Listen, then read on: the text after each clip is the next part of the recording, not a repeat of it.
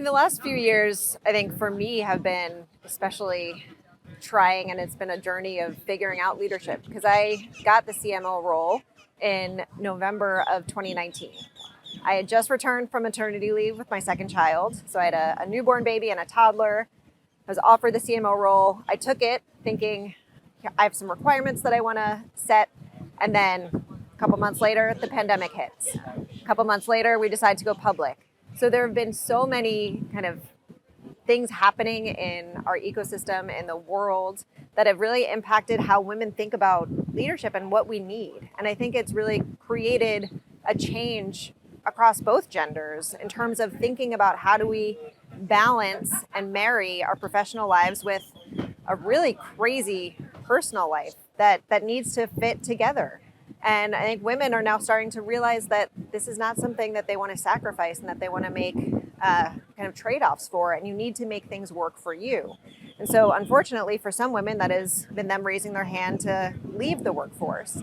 Some doing it to start their own businesses, some doing it to just take a break and refresh, which it's nice that women have been able to get to the point in their professional careers where they can have that reset and financially are secure enough to do so. But it is impacting the next generation, and we're losing out on a lot of role models for young women seeing what's possible for them.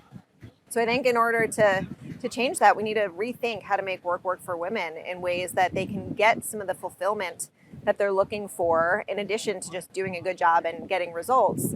And so we need to figure out how to rethink the work life to make it work better. I mean, that sets me up really well because I wanted to ask you a question about the sort of next generation, which you've actually just brought up. I mean, I think we feel it as female leaders that there is a sort of different contract, I think, that younger employees want to have with their employers around work-life balance, a greater sense of purpose from the companies that they work for, a real commitment to diversity, equity, and inclusion. So how do you model that behavior today for tomorrow's leaders to sort of set them up to be successful as leaders? Yeah, I think as leaders, we need to practice what we preach. We can't just tell younger employees that we believe in things that they believe in and that we care. We need to actually do it, and we need to put our actions behind what we're committing to. And I think that level of authenticity is something that is not unique to just female leaders. Men need to be doing it as well and being true to what we believe in and what we're passionate about, and finding ways to incorporate that into our business lives. And I think we're starting to see with the rise of DE&I focus, the rise of sustainability, that there are a lot of aspects of these kind of purpose-driven initiatives that are really good for our business. Like, advertising has a huge opportunity to be a real leader in this space. We influence so many people around the world. We have so much data, so much insight, and a big impact on society and on the planet.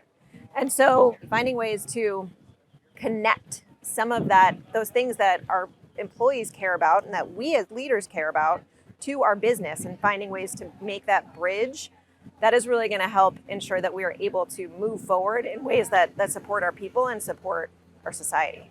So talk to me a little bit then in some specifics about the kinds of work that you're doing around creating a more inclusive culture, around encouraging sustainability practices, around promoting diversity. Yeah, at PubMatic, we're thinking about it in two ways. So there is the kind of marketing and advertising side of it. How do we help facilitate scale in ways to really drive kind of lasting change in our ecosystem? We're a technology company at our core. So creating the infrastructure that will allow people and brands to transact in ways that they want to have a positive impact. But we can't just do it from a business strategy only. It also needs to be really true to how we operate as a company and what we do for our employees. So we've kind of simultaneously been looking at our internal structures and practices and what we need to do to operate in a more responsible way. And so that includes kind of our DE&I initiatives internally. We've had a DE&I council since 2020 that we've been actively involved in launching new ERGs for the first time for PubMatic, which has been a really successful initiative, giving our people an opportunity and a space to come together and talk about the things that they were experiencing but never really had a place to talk about and a network to be able to really engage with. So that's been our big focus, just creating the opportunities for people to connect, engage, learn, and inform leadership around what we need to do to make things better and make things work better for our people and for our teams. And so really taking that listening approach as the first step, and letting our employees speak to us about what they need and what they want to see, and having that drive a lot of our initiatives, and then making sure that we're coordinating with the leadership team to get the right levels of investment to actually make progress against that. We're doing something similar on sustainability. So we did kind of an internal information session where we got all of our leaders across the business to just get informed and educated about what is going on in sustainability, because we can't make any progress forward if we don't understand it. It is very technical, very scientific, and outside of the realm of many of our knowledge bases. I was not a science student. And so by first getting informed and then identifying the steps that we can take to make some change internally, we did a carbon footprint analysis of our business, understood where our biggest impacts were, and are now taking steps to find opportunities to reduce. Also, through that process, we found out that our data centers were already operating on exclusively renewable energy, which was a huge milestone.